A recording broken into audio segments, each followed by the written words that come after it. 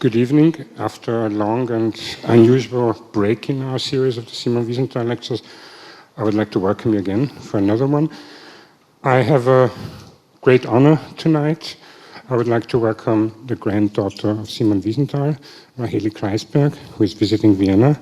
I'm very proud that she's here, and I hope she's going to visit us in the Institute too, to see that we carry on the work of her grandfather, and we carry on our research work in his spirit. We do not carry on his work, but I think we carry on in a different way and in his spirit. And I would like to welcome you again, also in the Institute and also here at the lecture. My second pleasure is to announce our today's lecturer, Atina Grossman. She is a professor at the Cooper Union in New York, and I would not like to kind of tell all her fellowships and all her works. The main one you can see on the invitation. I think she had had numerous guest professorships in Europe and in the United States alike. And her major work is on the relationship between Jews and Germans after 1945. The most important book we have here somewhere is Jews, German and Allies. I always kind of advertise the Library of the Holocaust Institute here in Vienna as one of the most important ones in Central Europe. And I have to admit that we do not have the German version of this book, which was just published 1 year ago. But we will buy it and we will have it in the next time. I apologize for that. It's really a tragedy for me because it's against my own advertisement.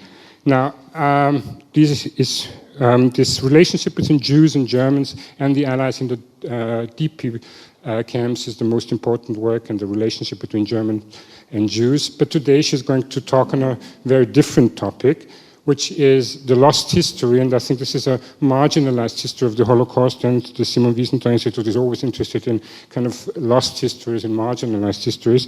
And her talk is going to be on Jewish refugees who made it into the Soviet Union, were deported into Central Asia, could escape into Iran, and their story, how they survived the Holocaust. I welcome Atina Grossman. Thank you, and you have the floor.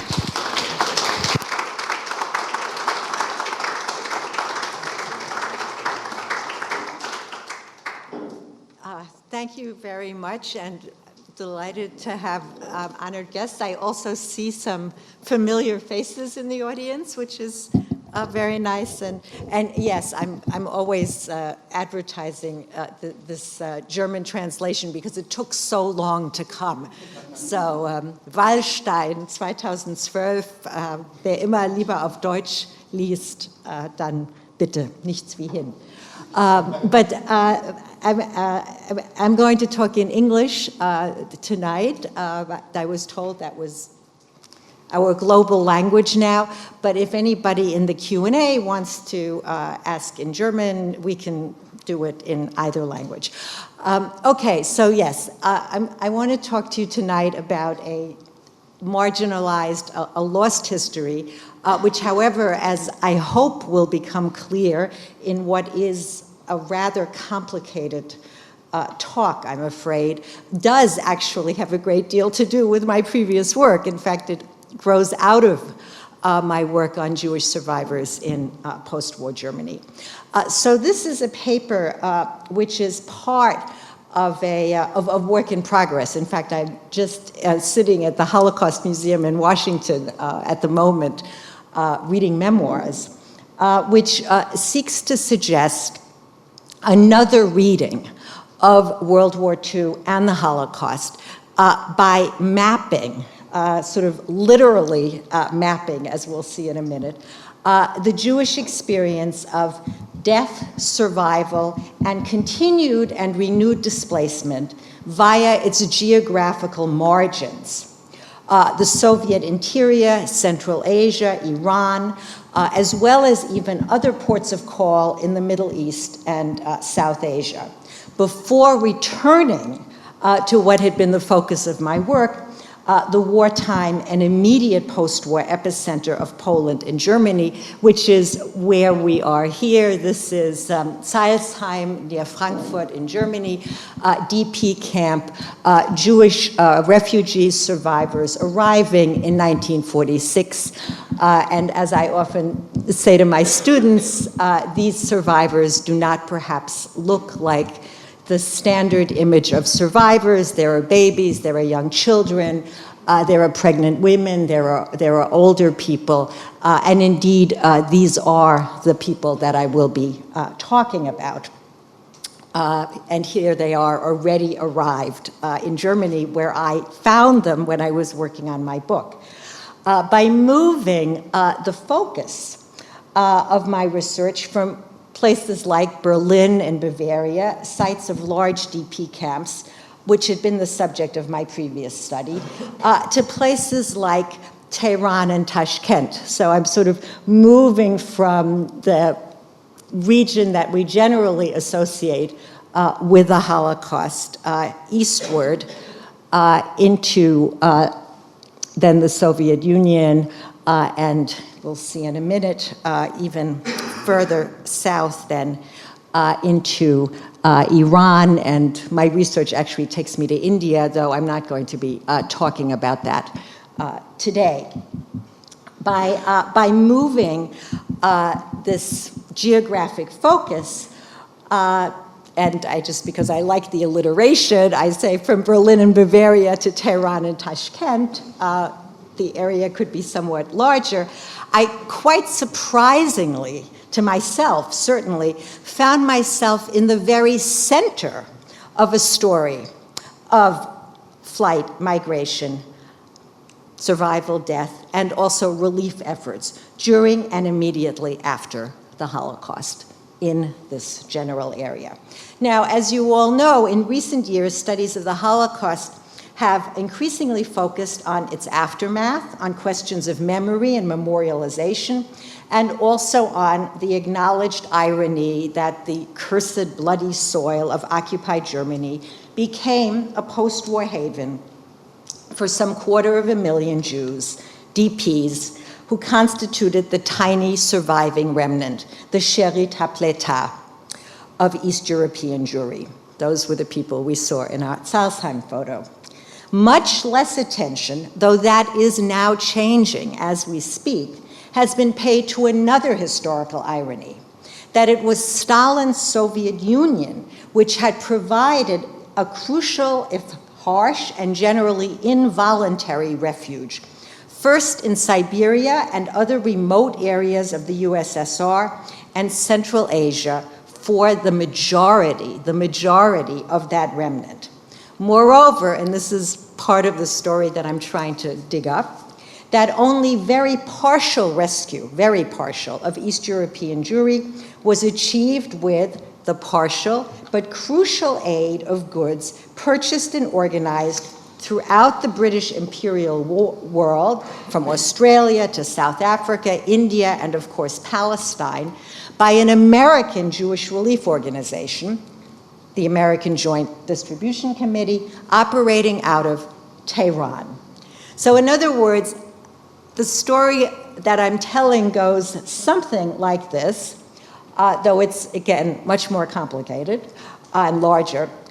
Parcels sent from Tehran to Tashkent, addressed and packed by Polish and German Jewish refugees in Tehran, funded by Jews in New York and Tel Aviv, transported by Red Army trucks and ships, and sanctioned by delicate negotiations among the Joint, the Jewish Agency, the Soviet Union, Great Britain, and Iran, helped, it was only a part, to sustain between 2/3 to 80% of all Polish Jews who managed to survive the Second World War. That is to say, altogether, perhaps out of 3.3 to 3.5 million, as you know, numbers are very awkward and unclear for this period, but let's say between 3.3 to 3.5 million Jews who had resided in pre-war Poland, altogether perhaps 10% survived And of that 10%, somewhere between 3/4 to 80% survived because they ended up, through this irony of history, in the Soviet Union. The packages from Tehran were, of course, only a small part of this momentous and mostly ignored, lost story. But once we start to look for and listen to those stories, as historians are now finally beginning to do, and I'm certainly not the only one, and there are people actually who are much better equipped in terms of language and training than I am to do it. My main qualification is that I became obsessed with a story and insisted that other people work on it.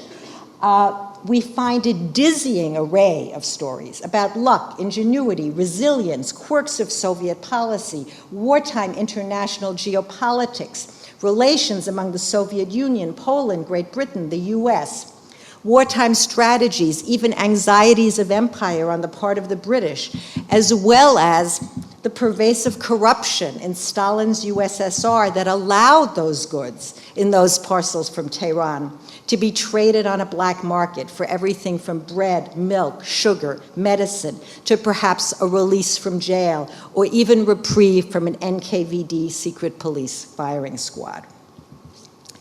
This essentially lost history has been preoccupying me ever since I realized this during the course of writing my book on post-war Germany, that what still seems to me to be, and that's why I'm so obsessed with this story, a key piece of Holocaust history has not been adequately, or until recently, at least in the Anglo-American English speak, it's a little different in the Israeli historiography, and addressed in our research.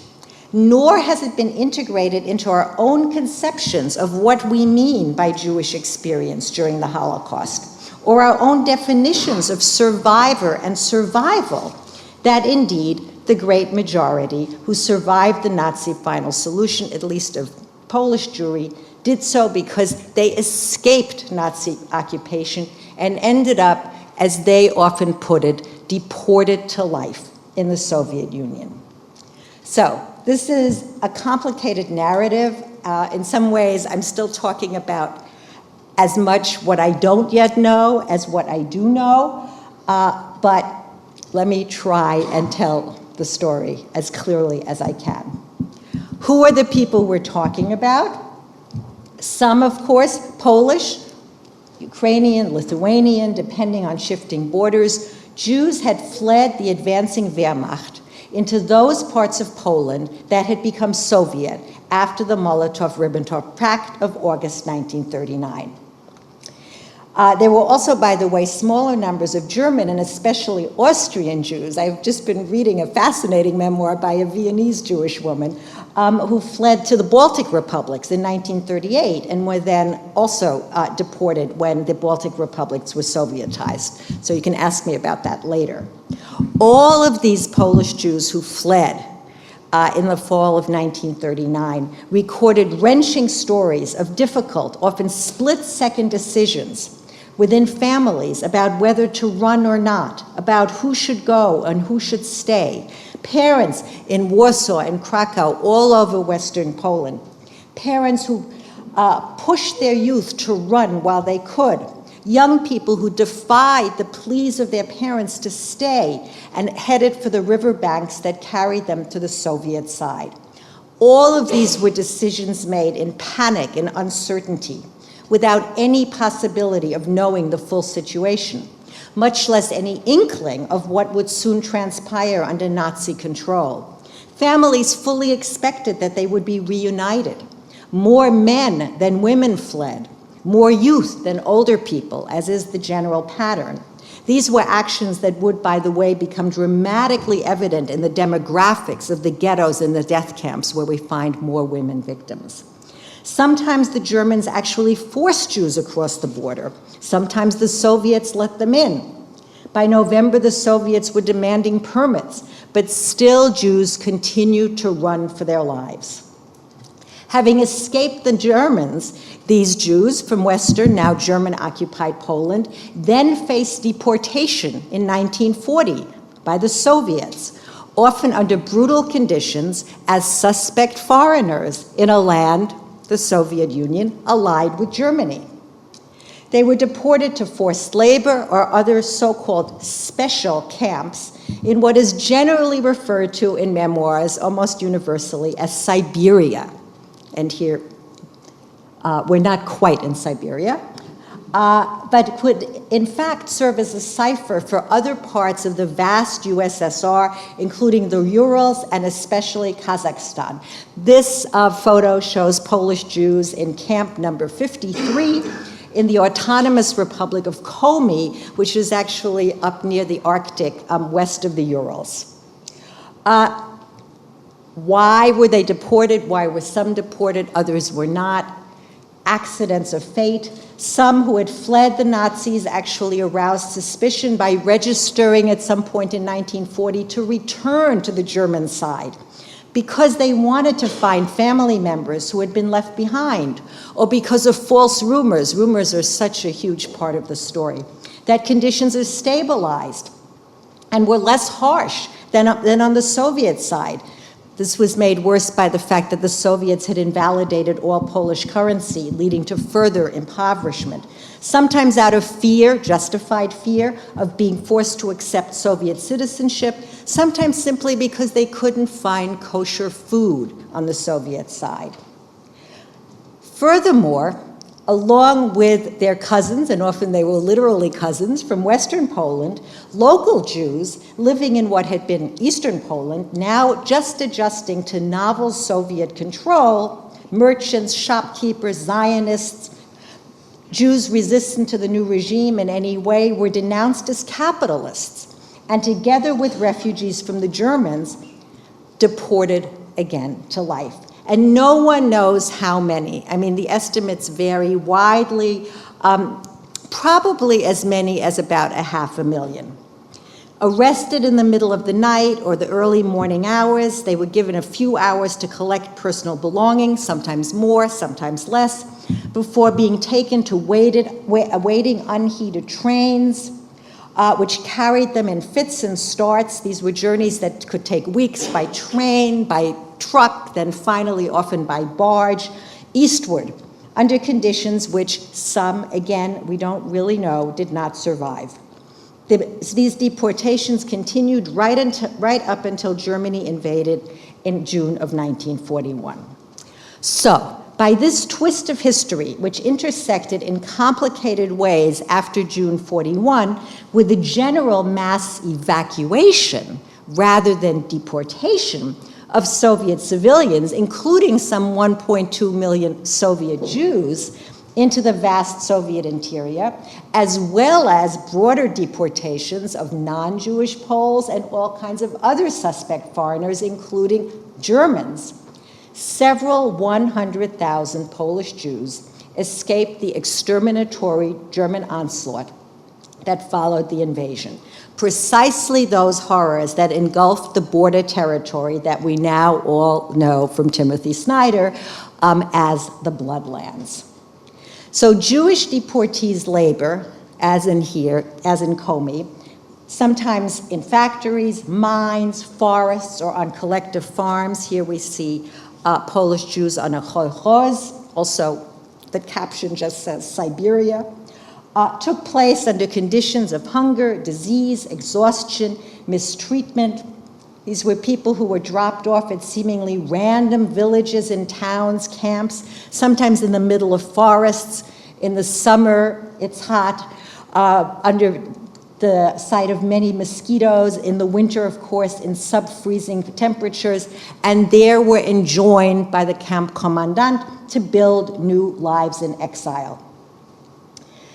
However, in contrast, of course, to the situation in Nazi-occupied Poland, these conditions did not specifically or exceptionally affect Jews, but to one degree or another, all Poles, and in many ways, as war came, all inhabitants of the beleaguered Soviet Union.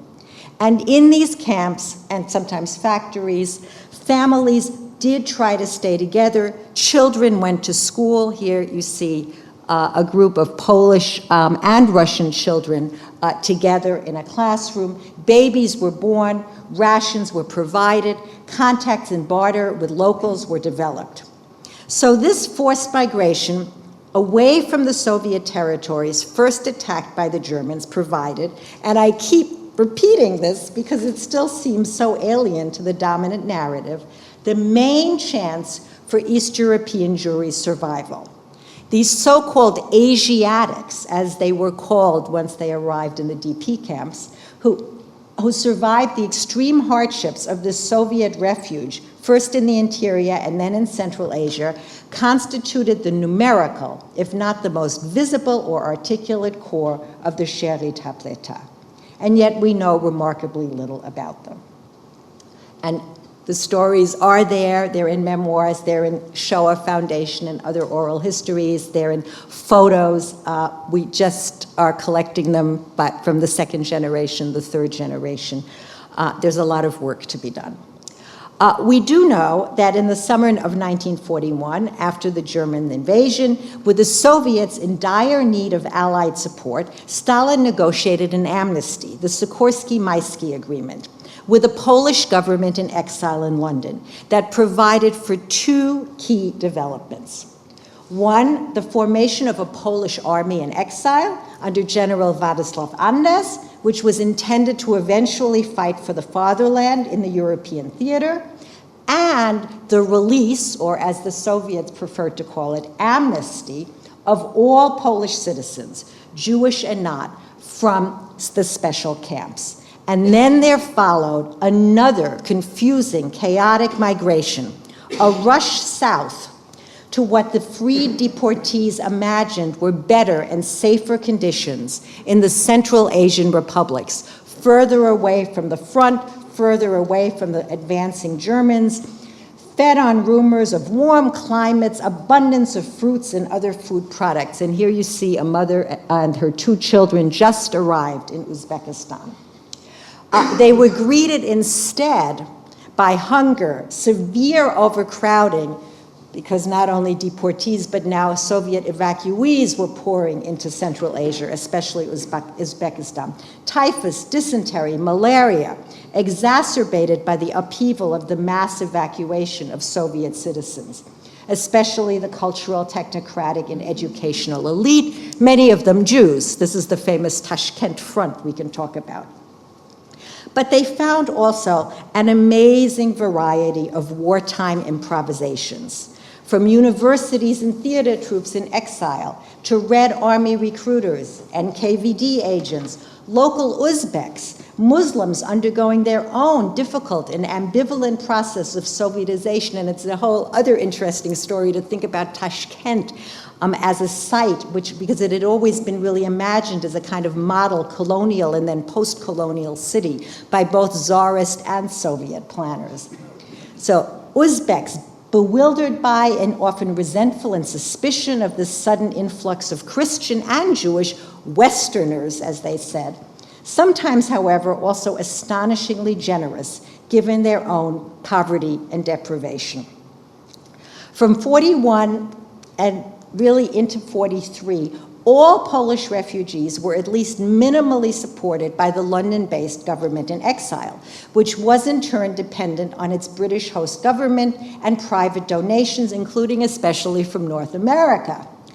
The government in exile maintained an official embassy in Kubichev, the wartime Soviet capital on the Russian-Kazakh border, it's now Samara, and some 300 welfare offices throughout Central Asia. And they ran schools, they ran orphanages. Here you see, you see Bukhara, Warszawa. This is a Polish orphanage in Uzbekistan. Here you see Polish refugee children in Andijan actually broadcasting for the government in exile Polish patriotic songs. And here we see a group of Polish Jewish refugees, again in Bukhara, and they're holding up, as you see, Yiddish newspapers, itself a sign of the ways in which Jewish life was able to continue in this strange Soviet exile. And here, finally, again, a group of children who were able to go to school. The second major development, as I said, the formation of this Anders army. Thousands of Jews Polish Jews, refugees, often half-starved survivors of labor camps, flocked to the Anders Army recruiting stations in the Volga region and Kubichov and in Uzbekistan itself. And here we see General Anders as he's inspecting one of his divisions of the army in exile. Initially, indeed, Jews were a virtual majority of the potential recruits, between 40 and 60%. But they were rejected, subjected to humiliating inspections and tests, insinuations that they were not good fighting material and unreliable Polish patriots, a kind of fifth column for a later Stalinist takeover of Poland. Citing Jewish support for Soviet occupations in 1939 and 1940, Poles in exile feared that Jews would become a bulwark of Soviet control after the war. Soviets, for their part, imagining the same, tended to support Jewish integration into the Anders Army, although not consistently.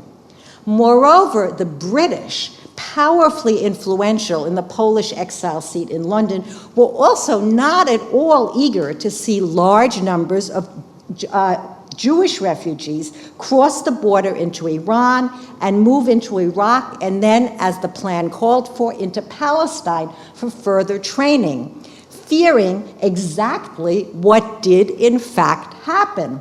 Namely, that many of the few Polish Jewish recruits who were accepted, once arrived in Palestine, would desert. And indeed, about 3, again, the numbers are not clear, about 3 of probably 4,000 did.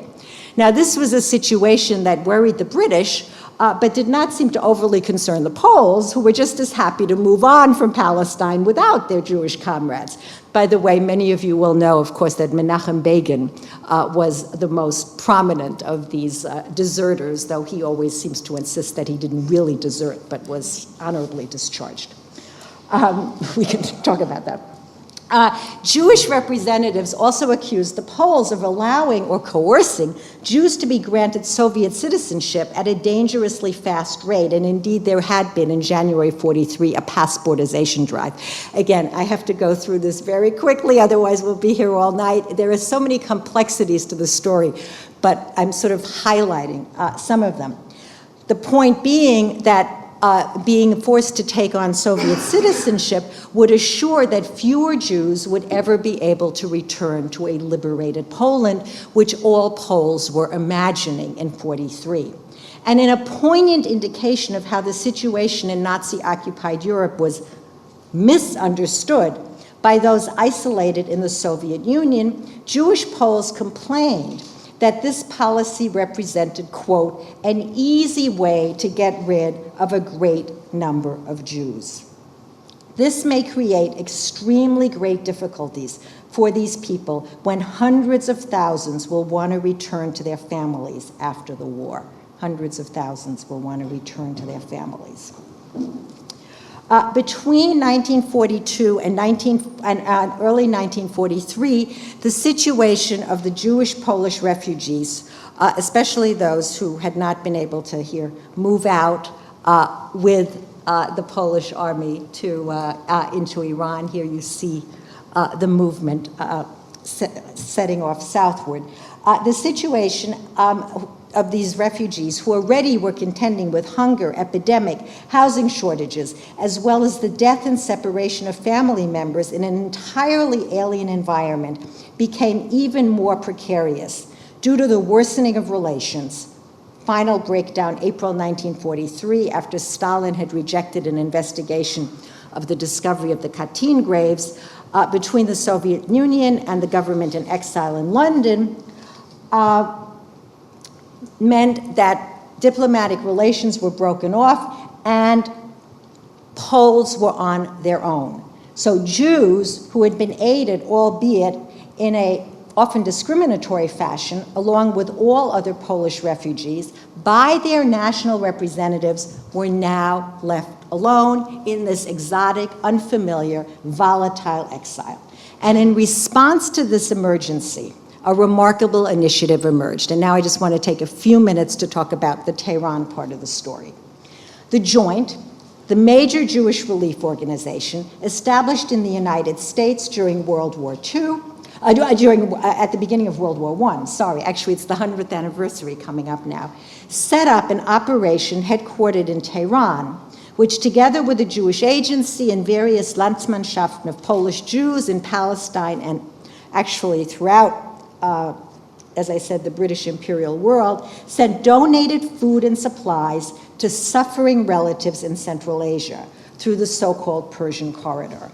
The JDC first inaugurated a modest parcel service starting in August 1942, not coincidentally, just as the Anders Army was moving into Iran, with over 100,000 Polish soldiers and civilian hangers-on, probably 115,000 Poles in the Anders Army came to Iran in 1942. But as we said, with only a very limited number of Jews, they had just at the same time departed for Iran, crossing the Caspian Sea in 2 phases in the spring and summer of 1942. This included, we'll see in a minute, the famous Tehran children, about 718, 715. And here we see the convoys going. Here, this is actually a group of Jewish recruits who are on their way to Iran with the Anders Army, mostly medical personnel. That's also why you see the women who were able to go. Here, 2 Polish nurses. One is Jewish and one is not, who are leaving with the Anders Army. So it's not an accident that the JDC is organizing this operation at the same time as the Polish army is arriving in Iran. In November and December of 42, a JDC emissary traveled to Tehran from Jerusalem via Baghdad to organize a local relief committee and to investigate increasing general relief for the much larger number of refugees in Central Asia. His name was Henry Vitellis, particularly concerned with the situation in the Jewish children's camp outside of Tehran, and here we see it, where these youngsters, refugees from the Soviet Union, who were staying, they were officially orphans. Most of them, many of them were not orphans. They had lost a parent or even still had both parents, but their parents had put them into these orphanages precisely because they hoped that they would have a chance to escape with the army and make it to Palestine, and that did indeed happen.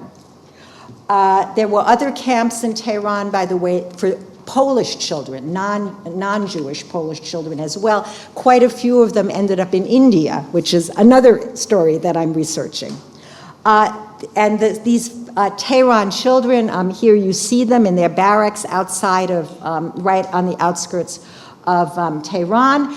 They were awaiting their transit to Palestine. Here you see tent villages, where the youngsters are living. Here you see with their madrichim, with trainers and social workers who had come from Palestine to care for these children who ranged in age from 2 months to 16. And they finally arrived after a very difficult journey in February of 1943, here, this is the train station in Atlit, where the Tehran children have finally arrived, to a rapturous welcome. Really, I think the major group of Jewish children to make it to Palestine during the war. Here, these are children who have gone from Warsaw to Siberia to Uzbekistan to Tehran, and finally arrived in Palestine. And here too, they're being distributed to various kibbutzim. Many of you will know this story, but it's a story actually that's mostly well known in Israel, not so much elsewhere. The JDC representative's schedule was very hectic. He spoke with diplomatic, military authorities, the American, British, Polish governments, the American Red Cross, the Polish Red Cross, residents of the American and British and Iranian Jewish communities, especially wealthy Baghdadi Jews who were living in Tehran, representatives of the Jewish Agency, as well as numerous refugees from Western and Eastern Europe. And that is another story that I hope you can ask me about, that I'm working on, because it actually interestingly intersects with my own family story, who were Western European refugees in Tehran from Berlin. This is actually my father's permis de séjour for Iran. And the experience and activity of those refugee Jews who worked and lived in Tehran over a longer period, also on the Relief Project, certainly bears more investigation, because it's a story of Jewish refugees in excruciatingly ambivalent positions, stateless, having lost their homes, livelihoods, professions, contact with families, no sense of what future they might face, but nevertheless also European, oddly privileged, adventurers in exotic colonial or semi-colonial societies. This is part of another lost history, a history about a cosmopolitan, multicultural Iran that we need to reconstruct. And these are actually my parents in the Iranian desert, as you can see, having a rather adventurous time. Here we do some Weimar gymnastic on the streets of outside of Tehran, and here the refugees are skiing in the Iranian sun. Again, I just put those in, my parents. That is an important story that needs to be excavated, especially as it intersects with the relief operation for the Jews in Central Asia. For the JDC, the more urgent issue than the fate of people like my parents, of whom there were maybe several hundred, altogether several thousand Jews living in Iran, European Jews. But the more urgent issue was the hundreds of thousands of Jewish refugees still in Russia. This is the problem. And Tehran, it rapidly became clear, would become the center for this relief operation, shipping goods for consumption and trading to the larger number of Jews who were trying to make it through the war in the Soviet Union.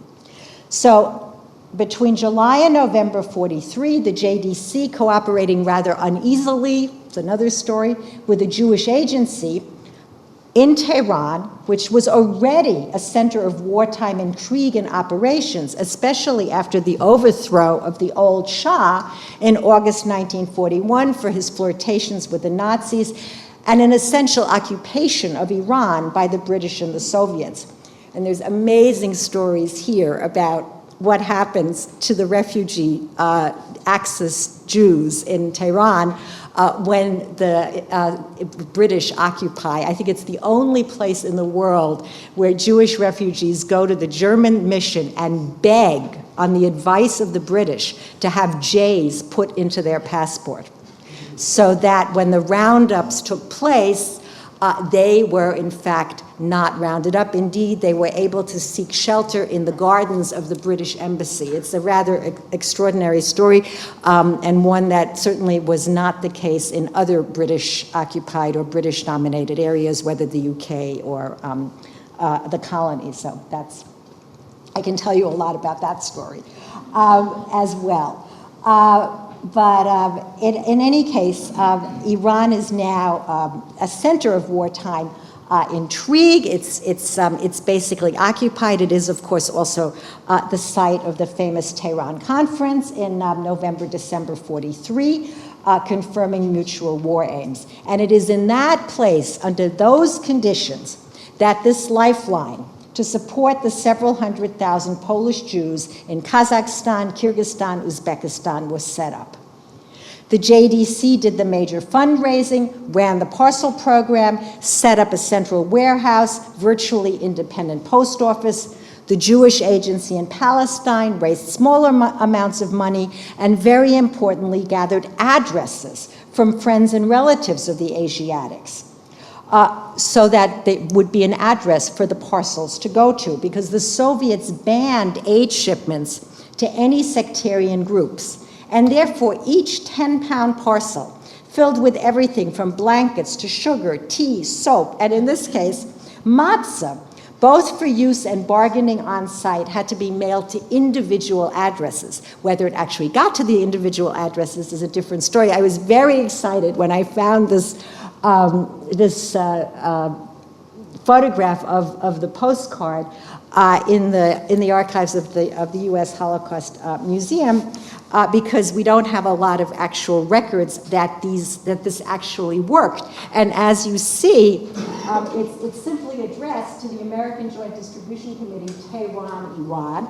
It was in fact delivered, and on the other side, I had a lot of trouble deciphering this. I had help with the old Yiddish-speaking volunteers in the Holocaust Museum.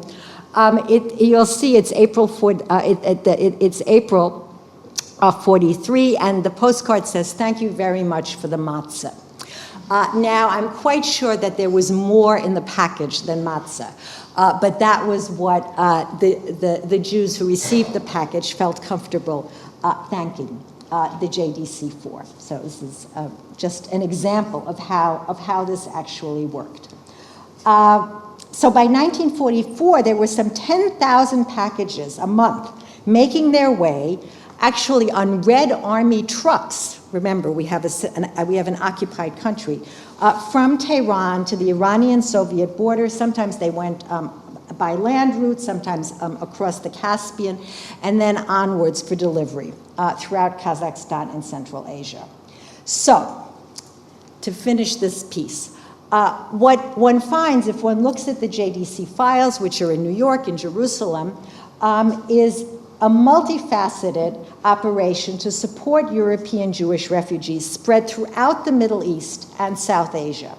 Outposts in Cairo, Beirut, Jerusalem, as well as British India, and that's another very important and interesting story, where other European Jews survived, if they were Austrian, German, or Italian, they were in fact interned in camps for enemy aliens, and others, the non-alien Polish Jews, many of them worked out of the Jewish Relief Association in Bombay, a story we need to excavate. However, the rescue efforts were centralized in Tehran, with its relatively easy access to Soviet Central Asia. Palestine was one node in the circuit. It was certainly important, but it was only one and not the key site. We had these delicate negotiations with the Soviet Union, Iran, Great Britain, the US, the Polish government in exile, various international Jewish aid groups, from the Joint, the Jewish Agency, the Socialist Bund, numerous smaller groups from Australia, South Africa, India, and London. They all had very different politics. They all argued about money, about Zionism, about relationships with non-Jewish Poles, about the advisability of perhaps one should rather give general aid to the Soviet Union through the Soviet war relief rather than specifically Jewish operations. But, and this is the important point, they shared the increasingly desperate goal of rescuing those European Jews who might still be saved. And most of those were struggling to survive in Central Asia. In fact, in 1942, the JDC estimated that there were some 2 million Poles in Russia, of whom 600,000 were Jews. This is surely an inflated figure, born perhaps out of hope. In January 1943, a reporter for the Jewish Telegraph Agency in Kubashev estimated that there were over 350,000 Jews, 90% in Central Asia, 10% still in the rest of the Soviet Union, in Central Asia and Kazakhstan. That's probably true. In fact, some reports will say that chances for survival were actually better in some of the camps than they were living as free citizens in Uzbekistan, because one had sort of guaranteed rations and possibilities for medical care, and in some cases even a better climate. Here we actually see Polish Jews working in a shoe factory, the Sparta shoe factory in Bukhara. And it is actually from the testimonies of the Tehran children collected after they arrived in Palestine that we have some of the most harrowing descriptions of the desperate conditions that they had faced, the diseases, the hunger, Families that had survived the labor camps and the trek south were decimated. And many quotes, I don't have time to read them all to you, but my mother and father got sick with typhus. They died on the same day. There were no doctors because they had all been mobilized. My eldest brother, who was 19, also died 11 days after Mama died. My father got sick with dysentery. 7 of us left Poland. 3 died. There were 7 of us, and only my 12-year-old brother Abram and I remained. Of the 15 people in our family, 6 remained. Many who had fled to the Soviet side of what had recently been Poland and been initially reassured by Soviet promises that we Jews are just as equal as everybody else, an intimation of shared miseries to come, but nonetheless a stark contrast to the murderous violence which they had just escaped, came eventually to see their wartime situation as a passage from, quote, Nazi inferno to Soviet hell. But most realized, better to have been deported as a capitalist, an enemy of the people, or an enemy alien, than to fall into the hands of the Nazis as a Jew. In the end, we were alive. Now we felt ourselves supremely lucky. And indeed, the death described was of such a different quality than that faced by the Jews left behind. It was not total. It allowed for survivors, for work, for rations, for food, for babies to be born, for cultural and religious life, and it was a fate shared by non-Jews. It was devastating nonetheless, ultimately made perhaps even more difficult to bear by the later knowledge that the exiles in Bukhara or Tashkent or Fergana or Alma-Ata had been the lucky ones. But I do want to stress, as I come towards the conclusion, even the most critical reports recall the comfort and inspiration of escaping into school, reading Pushkin, Chekhov, or great Russian literature under portraits of Lenin and Stalin, studying medicine at Moscow State University, evacuated to Tashkent, of cheering on the progress of the Red Army, even as, at the same time, a father and older brother daily risked their lives on the black market and a mother lay sick with typhus in a one-room mud hut rented out by an Uzbek landlord. These are stories full of dizzying contradictions. Violin lessons with some of Moscow and Leningrad's most gifted artists, makeshift high schools and universities. And you can see, I think, in these photographs, the ways in which life goes on. This is the factory in Bukhara. Here we have the local Jewish a women's club. It's actually part of a Polish organization.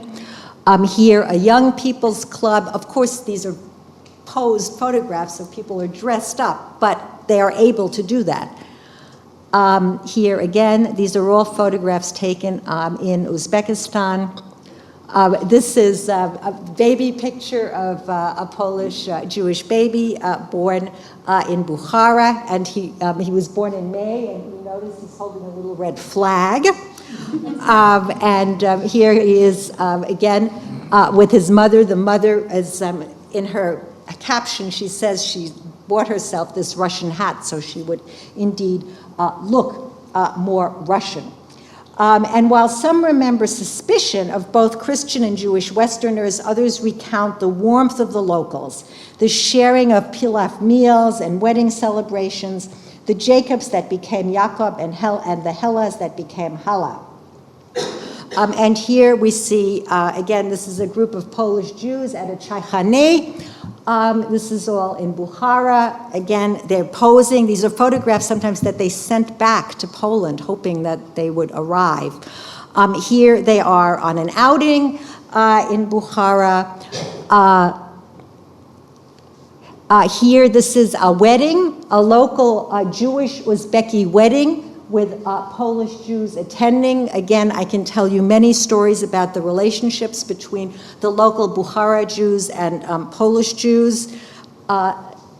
Here again, this is from a wedding picture. We also have the stories of the support by the local Uzbeks. This is a Jewish orphanage that was run by a local Uzbek farmer in a place called Fatah Abad on a kolkhoz. And there was even time for some tourism. Here we have, this is the Ismaili Somali Mausoleum in Bukhara. And here we have photographs of touring Samarkand with its spectacular mosques. This is the tomb of Tamerlane. Again, remember, these are posed photographs. But here they are. Okay. Very complicated story, full of contradictions, full of death and life. July 1945, after the end of the war, here we have VE Day in Bukhara. This is Polish Jews gathering around, listening to the news. You see the local architecture in the background. We get an agreement between the Soviet Union and the new Polish government organizing repatriation to what for Jews turns out to be a vast graveyard. And once again, they are on trains of all sorts. Very long journeys. Sometimes they take weeks. Sometimes they take months. Eventually, they return. The Austrian Jews don't come back until January of 47.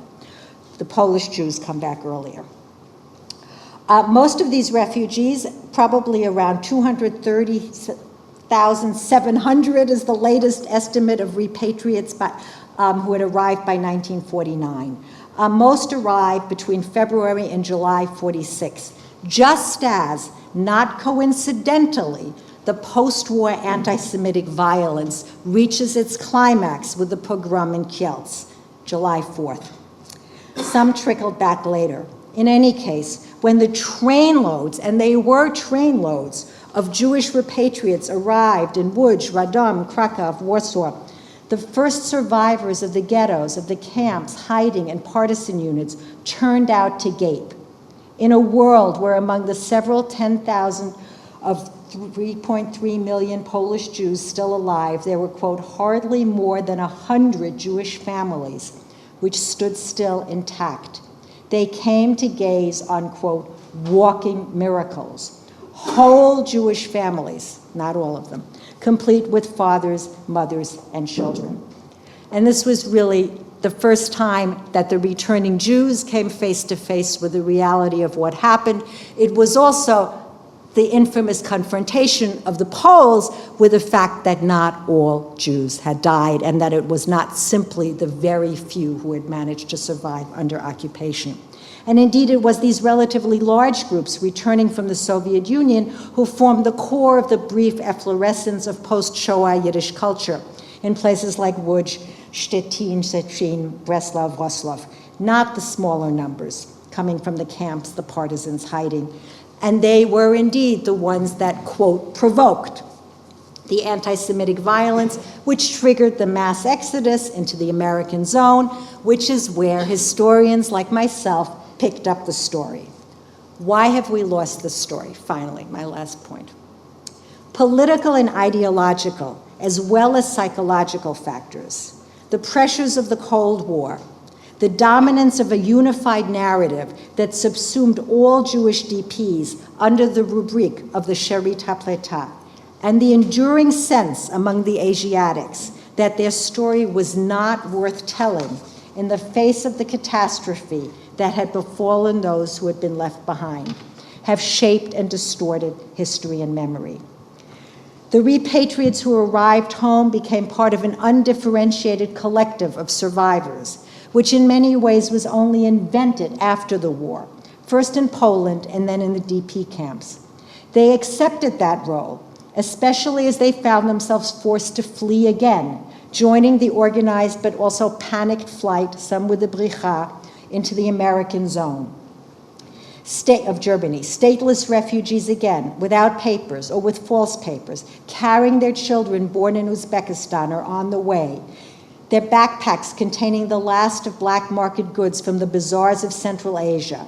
They crossed more borders, from Poland through Czechoslovakia into Austria, or through the Soviet zone at Stettin into the American sector of Berlin, moving now from east to west, seeking safety among the Americans, hoping to emigrate further to the US, to Canada, to Palestine. This is the transit through Czechoslovakia. Here they have arrived. Some of you may recognize this photo. This is the courtyard of the Rothschild Spital in Vienna. They are in transit, most of them. These photos are all from the Rothschild Spital. Again, you see the women with babies, a sight that one did not see in Poland. Here, my favorite photo, because you so rarely find men holding babies. Also in Vienna, a group of orphans about to move on into the into Germany, occupied Germany. Here, loading trucks on their way, actually to Berlin. And here, just a few photos. Here, an arrival, then in a Bavarian DP camp, Felderfink. I actually discovered who the photographer is. It was a professional photographer who took extraordinary photographs in Uzbekistan. And here then, finally in the DP camps in Germany, that was in Bavaria. Here we are in Schlachtensee in Berlin. Here the same people just arrived from the Soviet Union via Poland, working in Mariendorf, a DP policeman, also in a Berlin DP camp. More weddings, of course, more babies. This is the more familiar story about the DP camps that we do know without knowing the backstory. There are weddings, there are babies, there are kindergarten. This is the Bialik kindergarten in Berlin. Again, the Bialik kindergarten. Here, this is the boy, this little Ben that's the same baby we saw with the red flag. And here he is now riding his bicycle in Mariendorf DP camp. And here, some of the older children. I put this up I used this photograph for the cover of my book. The story disappeared. Even the members of the historical commissions, who had themselves survived in the Soviet Union, recorded only the stories of the camps, the ghettos, and the partisans. The journalists and poets who published in the DP press focused on persecution, resistance, Zionist politics, everyday life, but not on the struggle for survival in the Soviet Union. Actors and actresses on DP stages donned striped pajamas, played victims when they themselves had arrived as infiltrees. The memories of camps, partisans, ghettos, hiding that they were asked to recall in the plays, in the journals, in the historical commissions, were not the memories of those who had returned from Siberia and Uzbekistan, who had their own strange trajectories. And when they finally left the DP camps, would-be immigrants, especially to a reluctant US, mindful of escalating Cold War tensions, they supported a thriving industry of false papers, backdating their entry into Germany, inventing new later birth dates for their children to disguise their Soviet birthplace. The story gets lost. So we've lost the highly ambiguous role of the Soviet Union as the site where the great majority of Jewish DPs survived. We've lost the story of the role of this very important American Jewish Relief Organization that supplied so much of the money and the goods. We've lost the story, we don't have time to tell you about it, we've lost the story about the late wartime, very intense collaboration between American diplomatic services in South Asia and the Middle East and the JDC, that in some very small ways relativizes the dominant story of US government and especially State Department indifference, if not hostility. So, here they are on their way to the United States, and here we are back in Seilsheim. These are people who will move on to Palestine. So here on the geographic margins, the only truly viable rescue effort could still be mounted. And it seems that the more I learn, the more complicated the history becomes. The arguments about definitions of survivors, generally considered in terms of difference among pre-war refugees and survivors of occupation, become even more vexed. We understand the encounters between surviving Jews and defeated Germans after the war differently when we realized that for most Jewish survivors, their most recent experiences had been at the hands of Poles and Soviets, not Germans. Our understanding of the much stigmatized black market activities of Jewish DPs in post-war Germany or Vienna or Austria become different when we understand them not in the context of the extreme conditions of exchange in Nazi ghettos and camps, but precisely in relation to the barter and rationing systems that made for survival in the Soviet Union. What about the memories of working and living together with Muslims? How does that track onto confrontations back in Poland and then in Germany with the destruction wrought by Christian Europe, or indeed with encounters with Arabs in Palestine? How do Jewish understandings of the post-war human rights regime and the post-war trials how were they influenced by their experiences under communism? So we have dizzily complicated tales of survival. They're alien to our standard Holocaust narrative. These privatized memories disappeared when they were incorporated into a collective. And in the face of the emerging Cold War and in a survivor culture more and more dominated by Zionism, the Asiatics, the majority of the DPs, some camps were populated almost entirely by them, had to negotiate their own excruciatingly complicated encounter with both Nazism and Stalinism. So this history, which is now finally emerging, and I can tell you where to look, that talks about the Soviet Union as well as other peripheral places such as Iran, begins, I think, to remap, this is one survivor's map, the landscape of rescue and relief in a truly transnational sense. It decenters both Palestine and Europe, even as they remain the key sites to which the story returns, starting in 1945. It reasserts the limited but real efficacy of individual and organizational initiative. It reframes the range of Soviet and US and British diplomatic maneuvering in regard to rescue, as well as the influence of the Cold War within the hot war. The path traversed by European Jews from Poland to Siberia, Central Asia, Iran, back to Poland, followed by flight to American-occupied Germany and Austria and Italy, from Tehran and Tashkent to Berlin and Bavaria, and continued onward movement to almost all corners of the globe, remaps and rethinks the history of the Holocaust, I would suggest, rendering it truly transnational and multi-directional in challenging new ways. Thank you.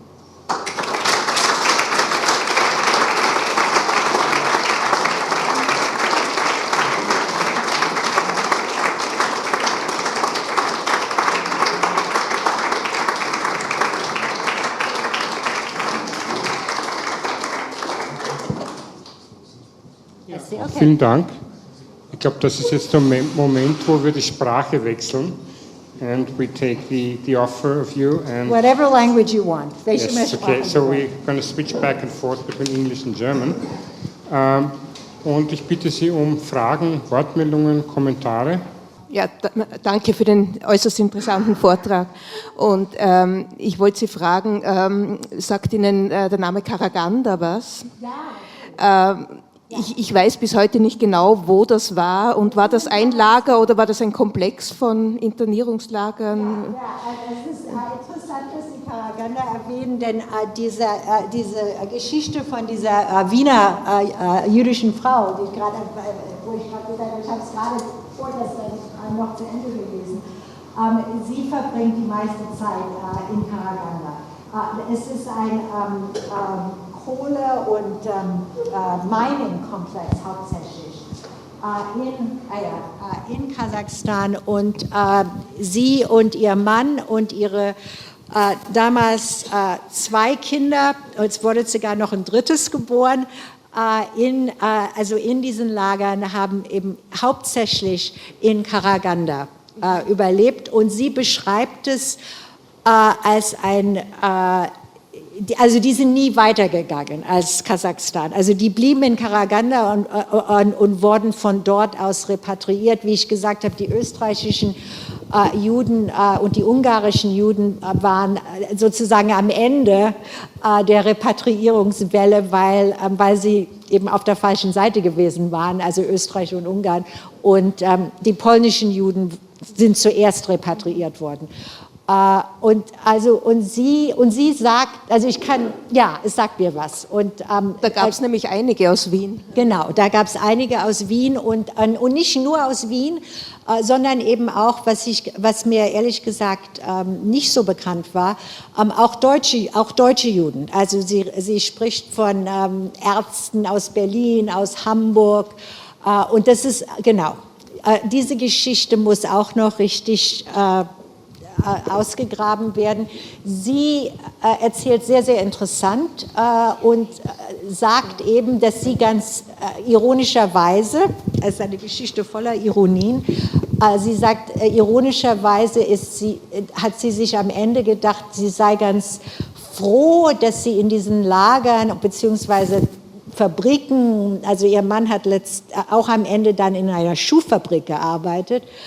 Sie musste nicht arbeiten, als Mutter mit kleinen Kindern hat sie nicht gearbeitet, dass sie ganz froh war, dass sie nicht weiter gekommen sind, nach Usbekistan, denn in den Lagern, wie sie sagt, the Soviets always fed us. Es gab immer irgendwie was zu essen und es gab auch medizinische Versorgung. Sie redet davon, dass also gerade in Karaganda also relativ viele Kinder geboren worden sind und das Überleben war möglich und es war eben für sie auch dieser Moment, als sie an die ungarische Grenze kamen, genau dieselbe Erfahrung, die von den polnischen Juden beschrieben wird, dass dann an der Grenze kommen ungarische Juden und staunen auf diesen Zug und sagen, ihr habt Kinder, wir haben keine Kinder mehr. Und das in dem Moment erst hat sie begriffen oder angefangen zu begreifen, was passiert ist. Und sie hatte einem auch gesagt, also natürlich gab es Gerüchte und die haben es eben hauptsächlich als sowjetische Propaganda. Haben gedacht, das kann nicht sein. Also ja, also absolut, da gibt es noch etliches. Wie hieß die Zeitzeugin oder die? Das Buch, die heißt Edith Sekules, S-E, ich kann es Ihnen nachher sagen. Also ich weiß jetzt nicht, ob sie noch lebt, aber sie hatte eine sehr erfolgreiche Karriere als Manufacturer of tartan socks in Nordirland gemacht. War eine sehr tüchtige Geschäftsfrau. Ich kann Ihnen eine Kleinigkeit zu Edith Sekules sagen, aber später. Gut. Ja, wunderbar. Ja, aber das war eine Minderheit, aber also wie gesagt, es waren mehrere hunderttausend polnische Juden, aber es gab natürlich eben auch die Deutschen, die österreichischen, wie ich gesagt habe, die erst in die baltischen Republiken geflohen sind. Und es gab auch Rumänen, es gab auch Ungarn, es gab auch Tschechen. Ja.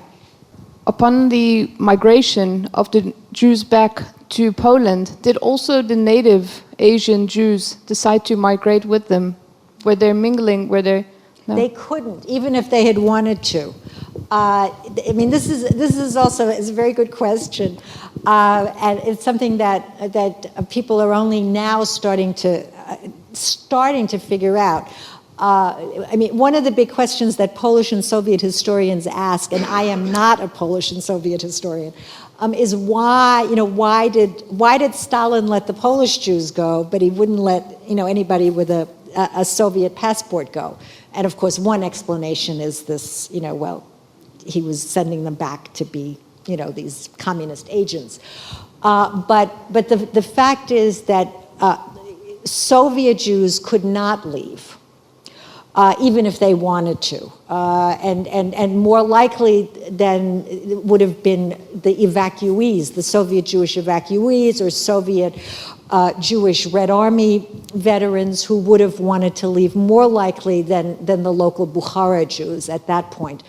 What we don't know, and I'm beginning to realize that there are many more than I thought, is the number of Jews who could have left, Polish Jews mostly, who stayed voluntarily because they had married local women, both Jewish and Christian, often because they had settled in, because they didn't leave.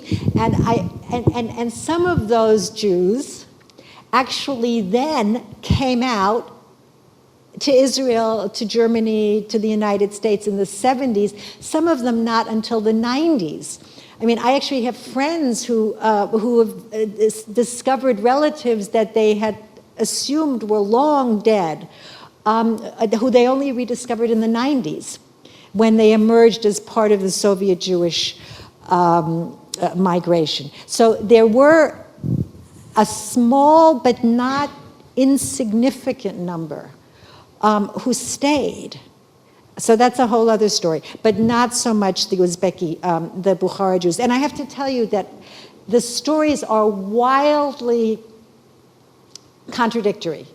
I mean, you will get memoirs where Polish Jews said, we had nothing to do with the Bukhara, with the local Jews, and we certainly had nothing to do with the Soviet Jews.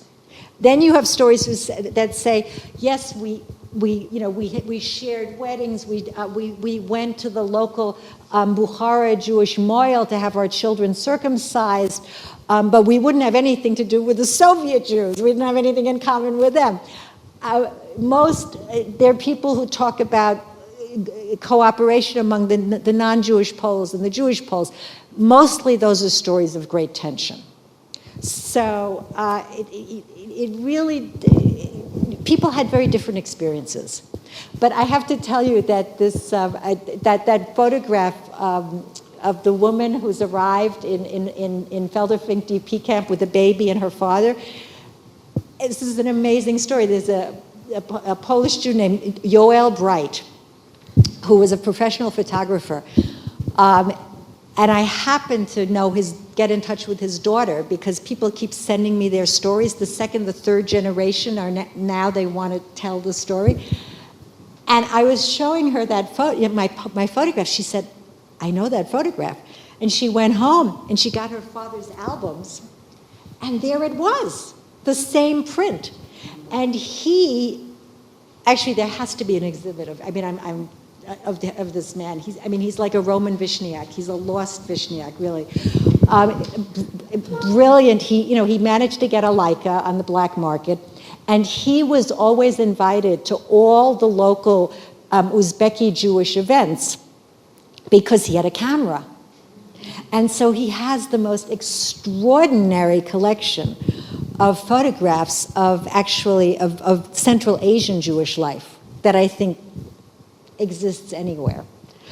So there are all these connections. He himself left and went to a DP camp, photographed in the DP camps, and then ended up in the US. Yeah, sorry to make such a long answer to a short question. I was wondering about the relationship, because you told the Jews from Europe who were not in Central Asia were wondering, were seeing these walking miracles, but how did this relation go on? Do you have documents about it, how the exchange between these completely different kinds of traumas went on? You mean once they got back to Europe? Well, that's what, that's what I was saying, that I think that is one very important piece of why the story has been lost. And again, I think it's a somewhat different situation. People from Israel can,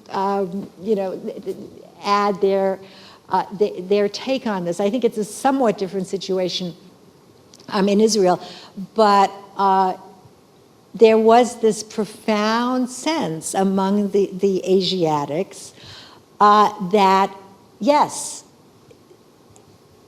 they thought that they had met this horrible fate, and then they realized that, in fact, they were lucky. And to try to negotiate that, and to try to tell a story that is so, it's hard enough for me as a historian to just tell it in 55 minutes. I went 5 minutes over, because I now realize that there's a little thing here that tells me. To then sort of try to explain to people who are coming out of hiding, who are coming out of labor camps, or the partisans for that matter, that they'd been, that the reason they had these goods with them is because they had done good trading on the black market on Lenin Street in Fergana or Samarkand. But that also, their mother and their brother had died of typhus. How do you tell that story? And then comes the pressure to create a unified collective, and then comes the Cold War. So all of this conspires, as it were. How much, and this is something that we need to know more about, how many, say, mixed marriages, if you will, there were in the DP camps, is something that I wish I had looked for when I was writing about the baby boom and the marriages in the DP camps. There were definite, it happened, absolutely. I can give you examples, but they're anecdotal. There were definitely tensions. Some of that had to do simply with chronology, which is that, of course, the initial leadership in the DP camps were Jews who had been liberated for the most part, liberated on German territory. Those were mostly actually the Lithuanian, in Bavaria it was the Lithuanian Jews who came out of Dachau and Kaufring. The infiltrees, as they were called, came later. So the kind of core of the leadership of the Central Committee in the American zone, the British zone is a whole other story anyway. They didn't have that many infiltrees for obvious reasons, because the British weren't going to let them in. Was predominantly not people who'd been in the Soviet Union. However, if you look at the historical commissions, you'll see there were many. And as I said, many of them were in the leadership of cultural and religious activities. The social work reports will tell you that they were in better shape. Indeed, they were. They also had been able to maintain, a cultural and to some degree a religious life. Though there too, I should say, the whole circumcision question is very interesting because it becomes an issue then actually as these Jews then come to places like Austria or Germany in the 70s and 80s, and sort of how do they prove that they're Jewish? Some of the boys, quite a lot of these boys were not circumcised because you couldn't find a oil, especially in the Siberian, in the camps. But again, some of them were because they were able to connect to the local Jewish community. But how these stories were told privately as opposed to silenced publicly is something we still need to understand. Oh, now there are more questions coming. Yes, back there. Yeah, Shula. Okay. This light is in my way. Darf ich das mal? Entschuldigung. Danke für den wunderbaren Vortrag. Ich hätte eine Frage zur Situation in Sibirien. Ja. Ob es da eine nationale Segregation gegeben hat, den unterschiedlichen jüdischen Flüchtlingen. Und dann hätte ich noch gerne eine Anmerkung gemacht zur vorherigen Frage bezüglich des Rückzugs dann von den sibirischen Juden.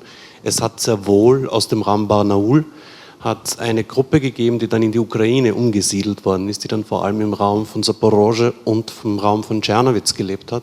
Dass es so war, dass in der Stadt Czernowitz in den 60er Jahren in der Grundschule eine Grundschulklasse mit 35 Kindern, waren 32 Kinder jüdisch und das war keine Ausnahme. Also, da laufen dann auch wieder ganz komische Geschichten. Right. Also die nationale, ich habe schon fast die Frage vergessen. Ja, die nationale Segregation. Nein. Also offiziell in diesen Speziallagern oder auch also auf dem Kolchos oder in Fabriken. Also es waren also Polen. Also sie waren nicht zusammen soweit ich das sehen kann im Moment, also sie waren getrennt von sowjetischen politischen Gefangenen. Aber sie waren jetzt nicht als Juden getrennt. Das heißt, also in den Baracken band man alles zusammen. Also es sind auch Beschreibungen manchmal, dass sie sich also mit den polnischen, nicht-jüdischen polnischen Flüchtlingen, Deportierten nicht gut verstanden haben. Manchmal ja, manchmal nein. Aber dort, nein. Und wie gesagt, bis, also von 41 bis 43 sind alle polnischen Bürger, ob jüdisch oder nicht, von der Exilregierung betreut, zumindest offiziell. Und ich glaube, was wirklich die größte Trennung und Animosität gestiftet hat, wirklich bittere Gefühle, war diese wahnsinnige Enttäuschung mit der Andersarmee. Also dass die jüdischen Polen haben sich eben gemeldet, wollten unbedingt mit und wurden eben zurückgewiesen.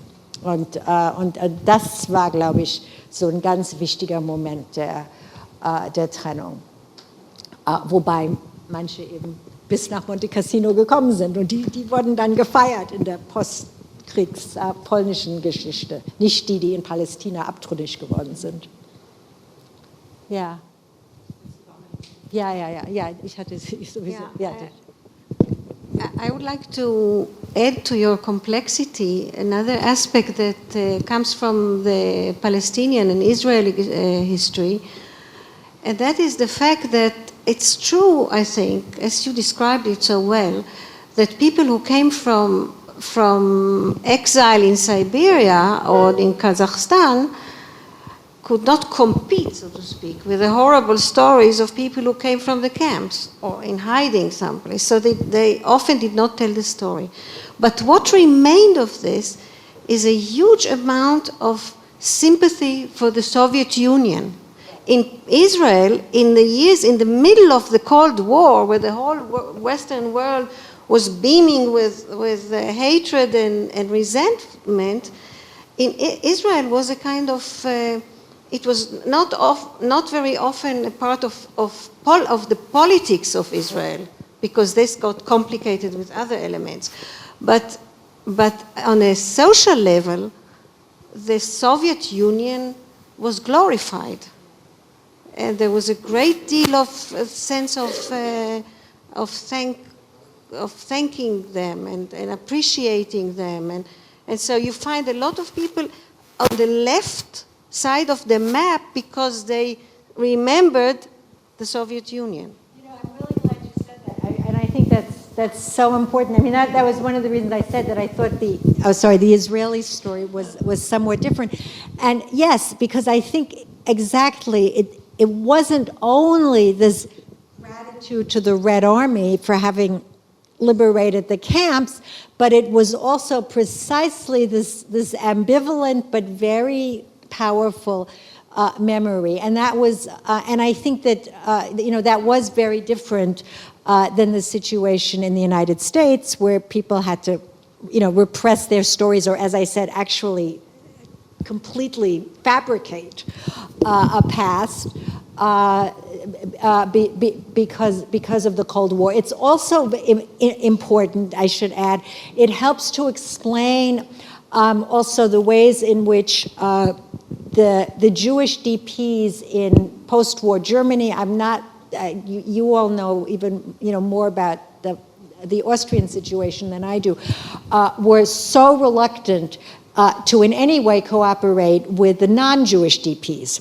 Now, the story usually is, of course, it's because the Jews saw them all as collaborators, and the Ukrainians and the Lithuanians and the Latvians, Estonians, but it wasn't only that.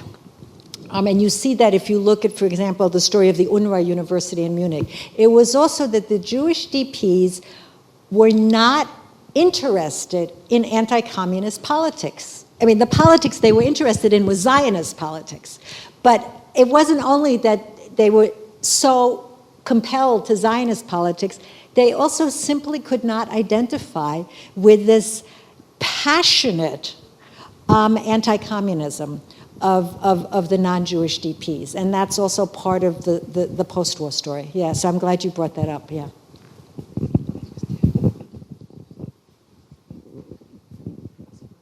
Oh, okay. Thank you so much.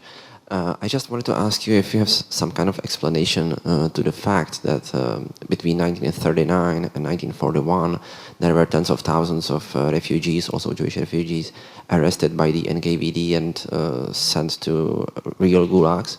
And then from 1941, the similar people who they were viewed just a few months before as potential agents or foreigners were suddenly evacuated en bloc to the heart of Soviet Union. Well, again, I mean, I think it depends on who we're talking about, and I mean, even in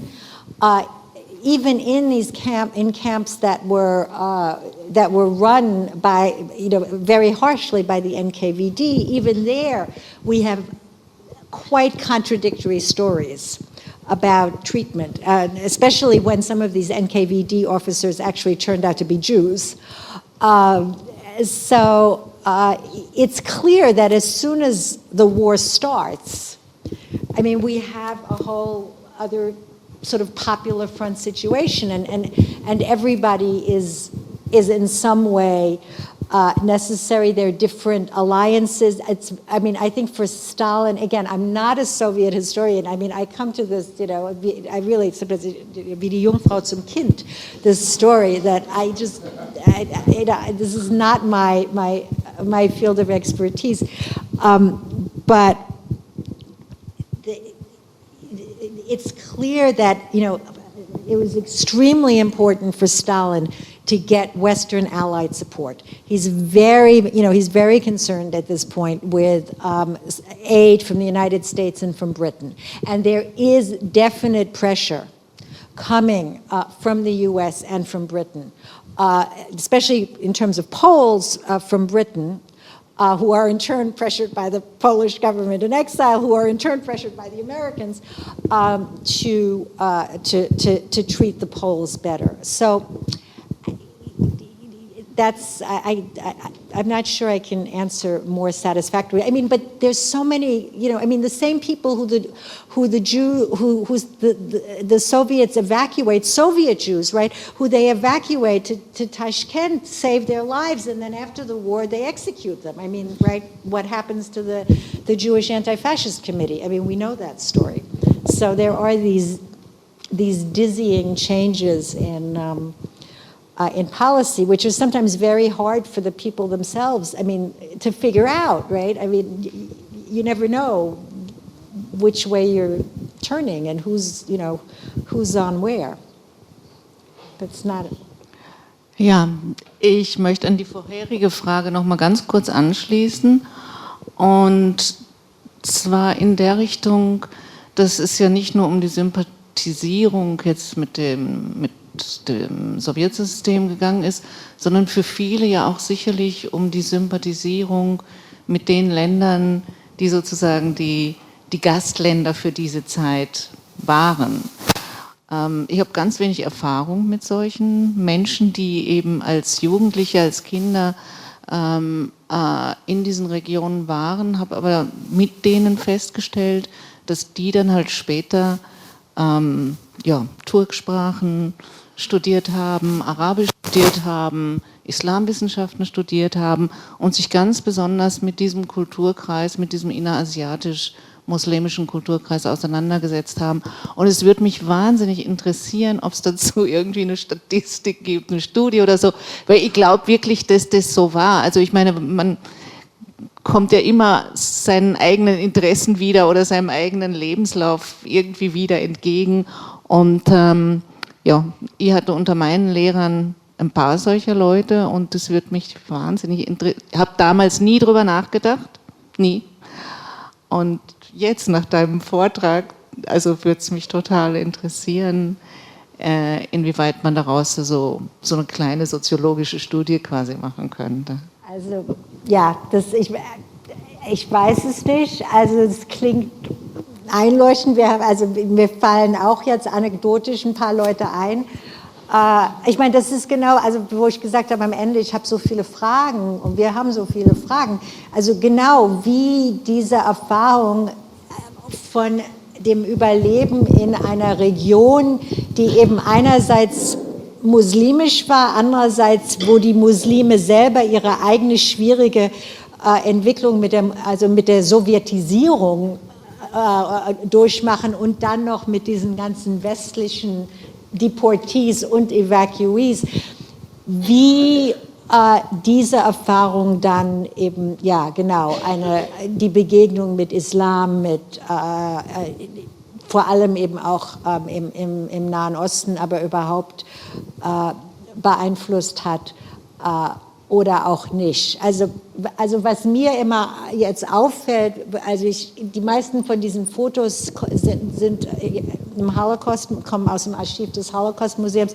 Unter anderem muss ich sagen, es sind aber zum Teil auch Fotosammlungen, die Leute mir gegeben haben und ich habe sie dann weitergeleitet.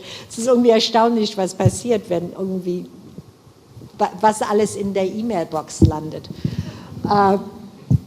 Und dann werden die Leute gefragt, also nach ihren Geschichten. Und ja, und fast alle, würde ich sagen, jetzt, das ist auch wieder anekdotisch, haben ja gemischt, aber letztendlich kommt immer wieder auch diese Erinnerungen an, also gute Erinnerungen, die aber direkt neben den Erinnerungen von eben auch Tod und Verhaftung und Angst, aber gerade eben auch eine Art Dankbarkeit an besonders dieses exotische Dasein in Zentralasien. Ich weiß es nicht. Das ist eine gute Frage. Okay. Diese Landkarte ist, by the way, das ist das Ende hier. Das kommt, also das ist das Foto davor war, also der Zug nach Bremerhaven, also nach USA. Und das ist, also wie Sie sehen, ist jetzt eine Andersarmee-Schicksal. Also und dann sieht man, wie die also weiterkommen und dann endlich nach Palästina. Und was auch sehr interessant ist, ist, dass fast alle Memoiren, die ich lese, haben alle Landkarten. Also die Leute, die das schreiben, wissen, dass man sich das gar nicht vorstellen kann. Und sie sagen dann auch immer, heute heißt das so. Wir haben sogar einen Fellow jetzt im Holocaust-Museum, die arbeitet nur an dieser Frage von die Landkarten, die Überlebende in ihren Memoiren geschrieben haben. Also das Spatial Turn. Also auch, das ist nur ein Beispiel. Ja. Ja, vielen Dank. Vielen Dank auch für die angeregte Diskussion. Das war jetzt die letzte Simon Wiesenthal Lecture in diesem akademischen Jahr. Die nächste Wiesenthal Lecture ist erst am 4. Oktober. Gustav Corni wird zum Bild des guten Italieners sprechen. Er ist Mitglied unseres wissenschaftlichen Beirats. This does not mean that the program of the Vienna Wiesenthal Institute for this academic year is over, because already next week on Wednesday, we will start a conference, Heritage Recovered, the Holocaust in Jewish Archives. And next Wednesday evening, there will be the keynote address here in this place. Tom Segev will talk to the archival situation in Israel. You are invited. And the conference itself is going to be in the Österreichische Akademie, in the Austrian Academy of Sciences. You can see the invitations outside. We have some invitations there. Thank you for coming. Have a nice evening. Thank you.